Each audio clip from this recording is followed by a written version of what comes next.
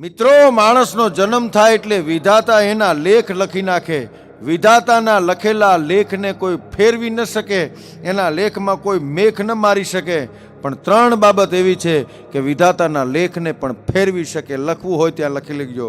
Number 1, ક્ષેત્ર કોઈ પણ હોય, ધંધો કોઈ પણ હોય, નોકરી કોઈ પણ હોય, પણ સખતમાં સખત મહેનત કરો અને નીતિ રાખીને મહેનત કરો ને એટલે વિધાતાના લખેલા આંકડા ફરી જાય.